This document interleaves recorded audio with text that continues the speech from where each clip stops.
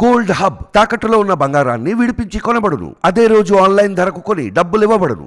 నమస్తే, welcome to మనం TV. దేశవ్యాప్తంగా 443 లోక్సభ స్థానాలకు గాను ఇటు బీజేపీ ముందంజలో ఉంది. ఇక ఇండియా కూటమి గట్టిగా పోటీ ఇస్తుందా, నువ్వా నేనా అన్నట్టుగా తలపడుతోంది ఇటు ఇండియా కూటమి, అటు ఎన్డీఏ. సో దీంతో రసవత్తరంగా మారింది. ఇక రిజల్ట్స్ విషయానికి వస్తే మాత్రం ఇక ఎన్డీఏ కూటమి ప్రభుత్వాన్ని ఫామ్ చేసే విధంగా కనిపిస్తుంది. మరోవైపు తెలంగాణలో మనం చూసుకున్నట్టయితే కూడా అసలు ఎవ్వరు ఊహించని విధంగా ఏంటంటే ఎప్పుడు ఏదైతే రూలింగ్లో ఉంటుందో రాష్ట్రంలో ఆ పార్టీకి ఎక్కువ స్థానాలు వస్తాయి. కానీ ఇక్కడ సీన్ రివర్స్ అయింది, బీజేపీకి ఎక్కువ స్థానాలు వచ్చింది. ఎందుకనంటే కూడా ప్రభుత్వం పైన వ్యతిరేకత అనుకోవచ్చు, కాంగ్రెస్ పైన.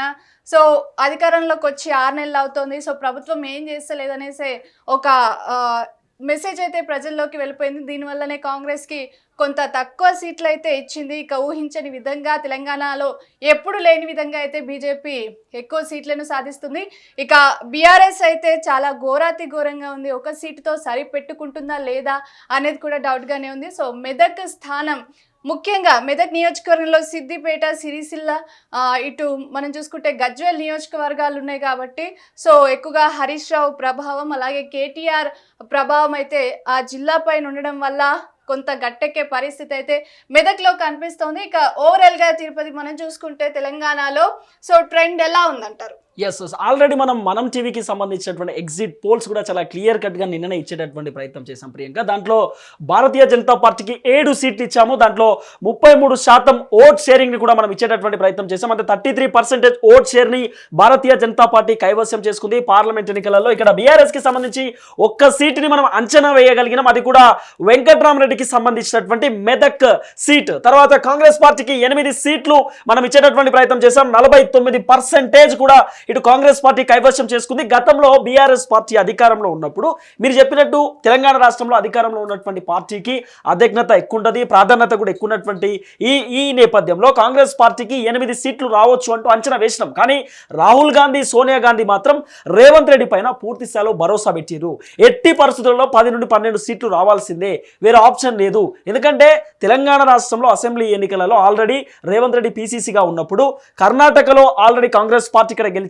సో తెలంగాణ రాష్ట్రంలో కూడా గెలవాల్సిన బాధ్యత మీకు అప్పగిస్తున్నామంటూ రేవంత్ రెడ్డికి పూర్తి స్థాయిలో ఒక భరోసా నింపారు. సో రేవంత్ రెడ్డి పీసీసీ పదవి కూడా ఎట్టి పరిస్థితుల్లో తీసేయలేదు.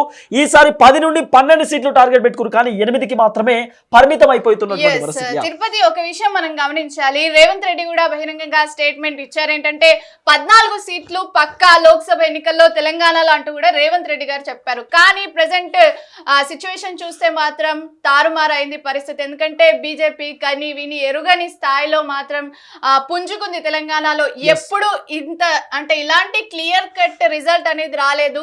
మోదీ ఏం చేసిండు అసలు తెలంగాణకు, బీజేపీ ఏం చేసింది, ఉన్న ఎంపీలు ఏం చేసిరంటూ కూడా ప్రజలు చాలా వరకు ప్రశ్నలను గురిపించారు. అదేవిధంగా ప్రతిపక్ష పార్టీలు ఇటు బీఆర్ఎస్ కానివ్వండి, కాంగ్రెస్ కానివ్వండి మెరుపు దాడి చేశాయి సో బీజేపీ పైన. అయినప్పటికీ కూడా చాలా క్లియర్ కట్ గా మాత్రం యువత కానివ్వండి, ఇటు చాలా మంది బీజేపీకి ఓట్లేశారు. అయితే అయోధ్యకు సంబంధించినటువంటి రామ మందిరం ఎప్పుడైతే నిర్మాణానికి కొనసాగిందో, ఎప్పుడైతే పూర్తి స్థాయిలో అయిపోయిందో, ఎలాంటి గొడవలు లేకుండా, ఎలాంటి ఘర్షణ లేకుండా, ఎలాంటి అసాంఘిక కార్యక్రమాలు జరగకుండా క్లియర్ కట్గా పూర్తి స్థాయిలో నిర్మాణించే ప్రయత్నం చేసిరు. అది చాలా అద్భుతంగా సక్సెస్ అయింది. ఆ రామ మందిరం తోటి భారతీయ జనతా పార్టీ పైన ఒక గుడ్ హోప్ ఏర్పడ్డది. అట్లనే అక్కడ ఉన్నటువంటి ప్రతి ఇంటికి తలంబ్రాలు కూడా వచ్చినటువంటి సిచ్యువేషన్ మనం చూసాం. ప్రసాదం కూడా ప్రతి ఇంటికి చేరింది. అయితే ఇక్కడ రామ మందిరానికి సంబంధించినటువంటి ఇష్యూలో కూడా కొంత మోదీ సక్సెస్ అయిండు.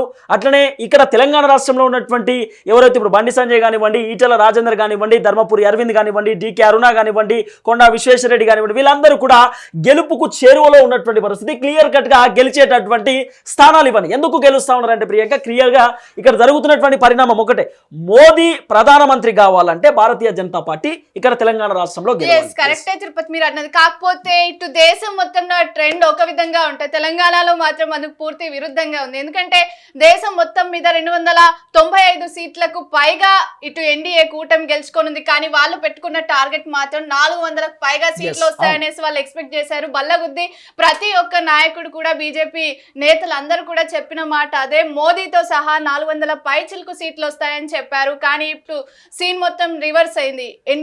అటు ఇండియా కూటమి కూడా చాలా బలంగా ఉంది, బల ప్రదర్శన చేసింది. సో చాలా వరకు కొంతమంది ఇండిపెండెంట్ క్యాండిడేట్స్ ని కలుపుకున్నా, ఇంకొంతమంది అసంతృప్త నేతలు కాంగ్రెస్ లో చేరినా కూడా వాళ్ళు కూడా గవర్నమెంట్ ని ఫామ్ చేసే అవకాశం అయితే ఉంటుంది. సో ఇట్లా గనక జరిగినట్టయితే దేశవ్యాప్తంగా ఇటు ఇండియా కూటమి ప్రభావం ఎట్లా ఉండే అవకాశం ఉంది, అదేవిధంగా ఎన్డీఏ పరిస్థితి ఏంటి?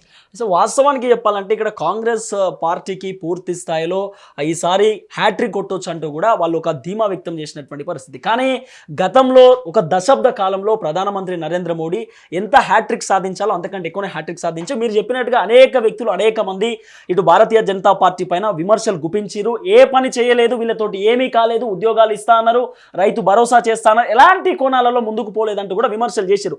అయినప్పటికీ కూడా ఇక్కడ ఖచ్చితంగా ప్రధానమంత్రి నరేంద్ర మోడీ మళ్ళీ పిఎం సీట్లో కూర్చోవాలంటూ కూడా ప్రజలు మళ్ళీ అక్కడ చాలా క్లియర్ గా ఇంకో అంశాన్ని తెరపైకి తీసుకొచ్చినటువంటి పరిస్థితి. అయితే మనం గతంలోనే చెప్పినాం, ఇక్కడ కొన్ని సర్వేలు కూడా ఉంటాయి ప్రియాంక, చాలా క్లియర్ గా ఇచ్చినటువంటి సర్వేలు చూసుకుంటే పోల్ ఆఫ్ పోల్స్ కి సంబంధించినటువంటి అయితే ఇక్కడ ఇండియా టుడే ఇచ్చింది, C Voter, Today's Chanakya, CNX, ETG, అట్లనే పోల్ ఆఫ్ పోల్ కి సంబంధించినటువంటి అంశంలో ఎన్డీఏకి 361, 353, 385, 371, 358, 379 వరకు, అంటే దాదాపు 401 స్థానం వరకు కూడా ఎన్డీఏకి వాళ్ళు ఎగ్జిట్ పోల్స్ లో చాలా క్లియర్ గా ఇచ్చారు. తర్వాత ఇండియాకి సంబంధించి అంటే కాంగ్రెస్ పార్టీకి సంబంధించి 131, 152, 96, 109, 132, 136, అంటే సో తిరుపతి సర్వే ఫలితాలు కూడా తారుమారైనాయి ఇక్కడ ఈ విషయంలో. ఎందుకంటే లోక్సభ దేశవ్యాప్తంగా చూసుకున్నట్టయితే ఇప్పుడు రాష్ట్రాల విషయానికి వస్తే సర్వేలు చాలా సక్సెస్ అయ్యాయి, కానీ ఇటు దేశవ్యాప్తంగా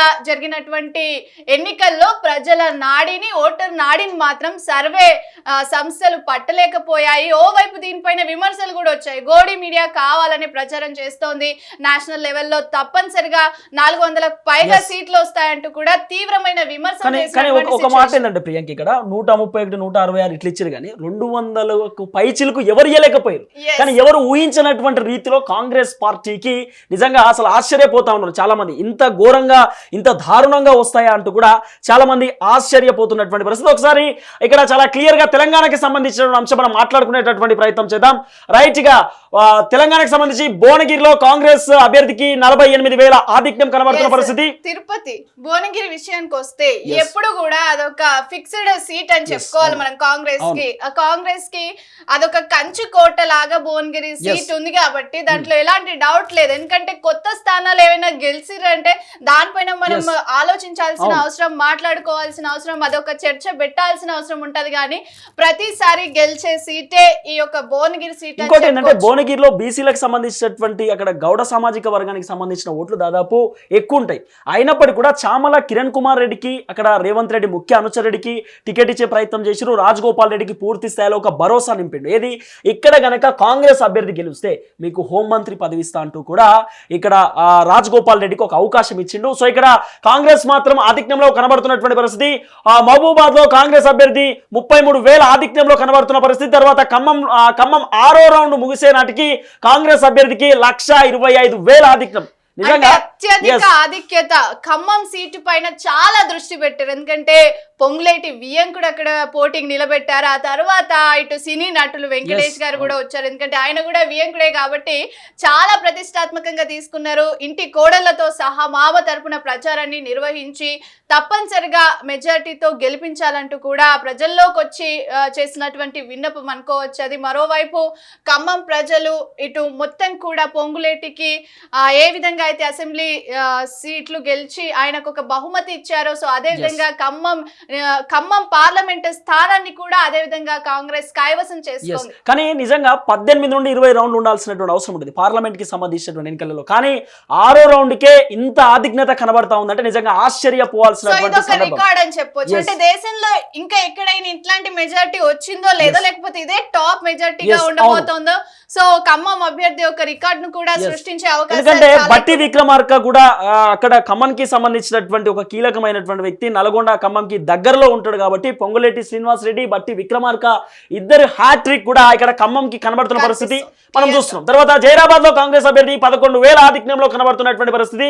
పెద్దపల్లి కాంగ్రెస్ అభ్యర్థి గడ్డం వంశీ కృష్ణకు 31,167 ఆధిక్యం కనబడుతోంది. నాగర్ కర్నూలు కాంగ్రెస్ అభ్యర్థి మల్లు రవికి 7,000 ఆధిక్యం. మీరు మాట్లాడాల్సిన అవసరం ఉంటుంది. నాగర్ కర్నూలు కి సంబంధించి మల్లు రవి ఉన్నాడు, ఆర్ఎస్ ప్రవీణ్ కుమార్, తర్వాత అక్కడ రాములు వాళ్ళ కుమారుడు ఉన్నాడు, పోతుగండి భరత్ ఉన్నటువంటి పరిస్థితి. ఎట్లా ఉండొచ్చు ఇక్కడ నాగర్ కర్నూలు కి సంబంధించి? నాగర్ కర్నూలు విషయంలో చాలా ప్రతిష్టాత్మక, ఎందుకంటే ఆర్ఎస్ ప్రవీణ్ కుమార్ కి ఇది ఒక ఛాలెంజ్ అని చెప్పొచ్చు. ఆయన ఎన్నో విమర్శలు గుప్పించారు బీఆర్ఎస్ పైన, తీవ్రమైన విమర్శలు గుప్పించి. సో ఆయన స్థాపించినటువంటి ఒక స్వేరో సంస్థ విద్యార్థులు వ్యతిరేకించినప్పటికీ కూడా ఈ నిర్ణయాన్ని అసలు ఎలాంటి లెక్క చేయకుండా, ఎవరి మాట వినకుండా గీత దాటారు ఆయన. సో ఆర్ఎస్ ప్రవీణ్ కుమార్ ఈ బీఆర్ఎస్ లో చేరిన తర్వాత మళ్ళీ కాంగ్రెస్ పైన విమర్శలు చేయడం, బీజేపీ పైన విమర్శలు చేయడం తీవ్రంగా. ఆ తర్వాత మళ్ళీ ఒక్క ఎంపీ సీట్ కోసం ఆయన ఇంతకు బరితెగించారంటూ కూడా సోషల్ మీడియాలో నెటిజన్స్ కామెంట్స్ చేయడం, ఎందుకు ఒక పార్టీకి కొమ్ము గాయడం అంటూ కూడా, తానే ఒక పార్టీకి అధినేతగా ఉండి ఇంకో పార్టీతో కలిసి ఒక్క స్థానం కోసం ఎందుకు ఇంత పాకులాడాలంటూ కూడా తీవ్రంగా విమర్శలు వచ్చినా కూడా లెక్క చేయకుండా నాగర్ కర్నూలు టికెట్ ను దక్కించుకున్నారు, బీఆర్ఎస్ తో కలిసి ముందుకు నడిచారు.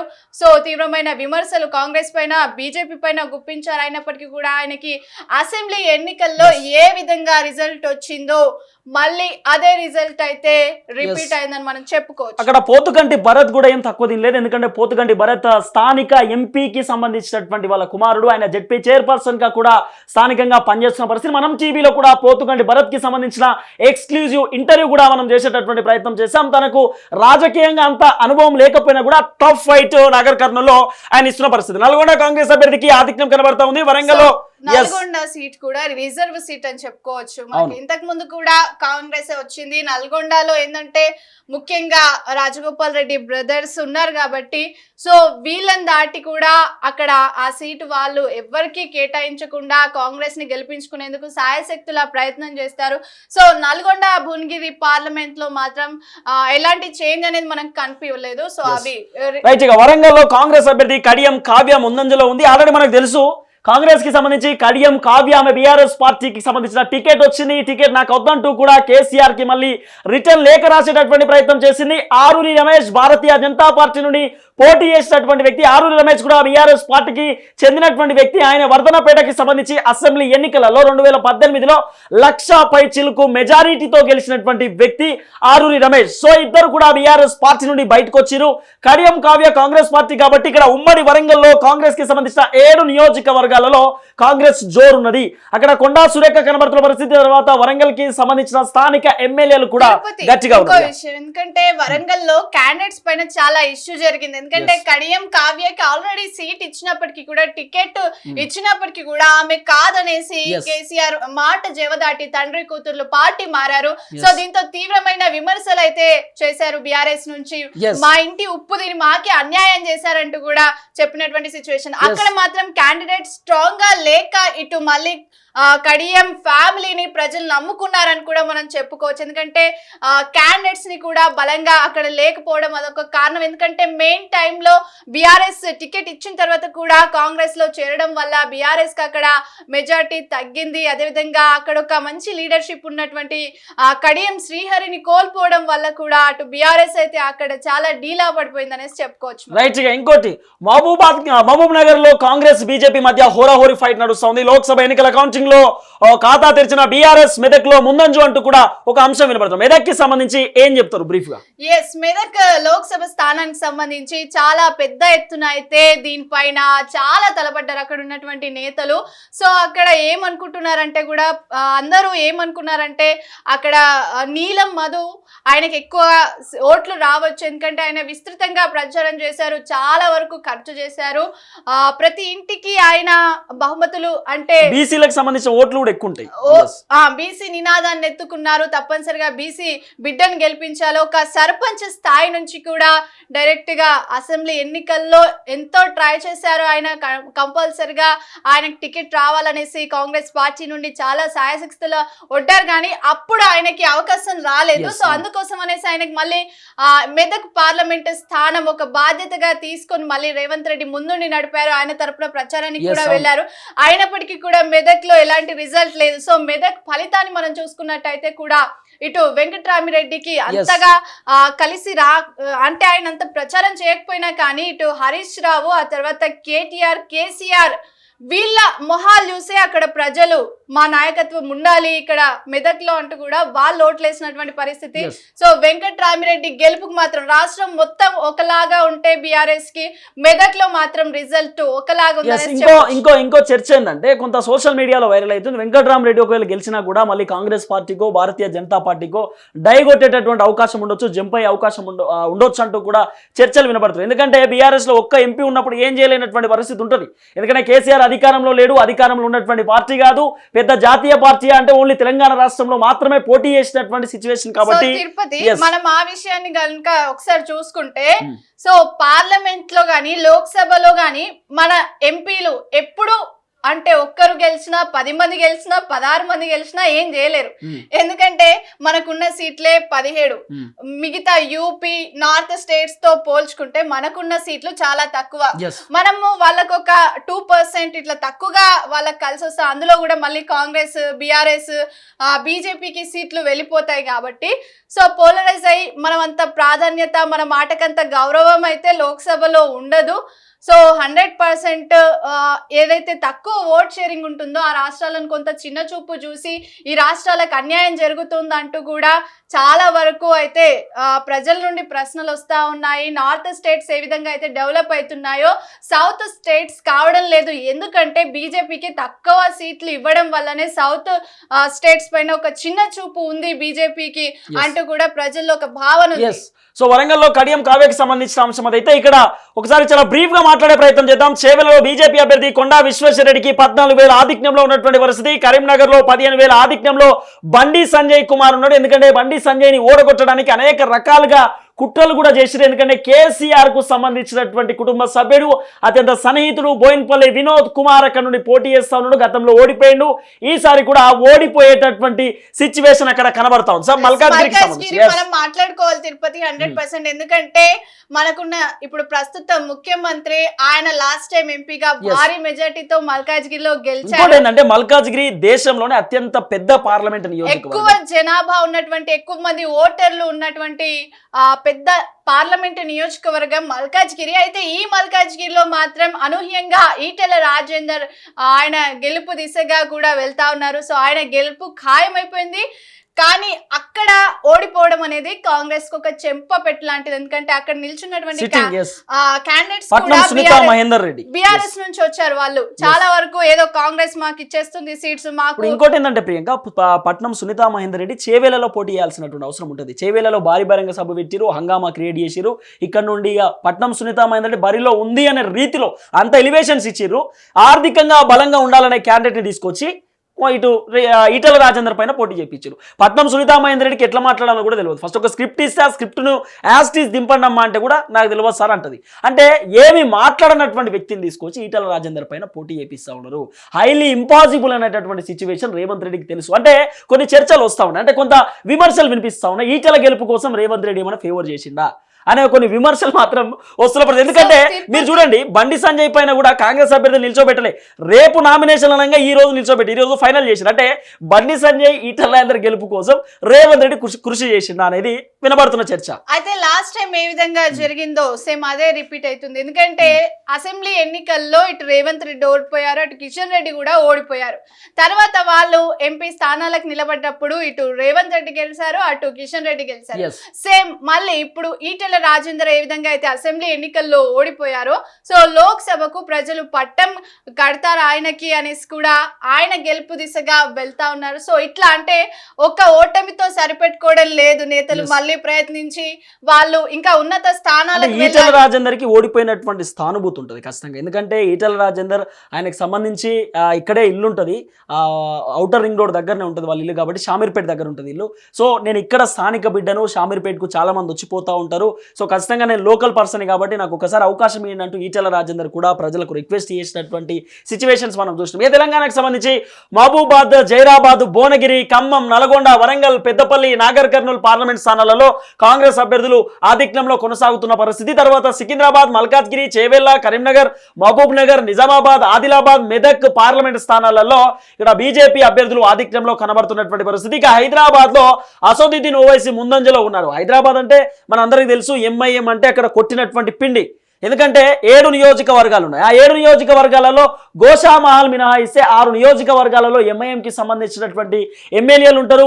గోషామహల్లో ఇటు రాజా సింగ్ మాధవీలతకు అనుకూలించలేదు, మాధవీలతకు సపోర్ట్ చేయలేదు ఫైనల్ వరకు అంటూ కూడా ఒక చర్చ వినబడినటువంటి నేపథ్యంలో అసదుద్దీన్ ఓవైసీ మాత్రం మంచి మెజారిటీతో బయటపడేటటువంటి అవకాశం అసదుద్దీన్ ఓవైసీ గెలుపు పైన ఎప్పుడు సందేహం ఎవరికి ఉండదు. ఎందుకంటే ఆయనకున్నటువంటి రిజర్వ్ సీట్ గానే మనం చెప్పుకోవచ్చు. ఎందుకంటే ఎప్పుడు కూడా ఆయన ఎదురించి ఎంత పెద్ద స్థాయిలో నేతలు ఏ పార్టీ నుండి నిలబడ్డప్పటికీ కూడా ఆయన గెలుపును మాత్రం ఆపలేకపోయారు.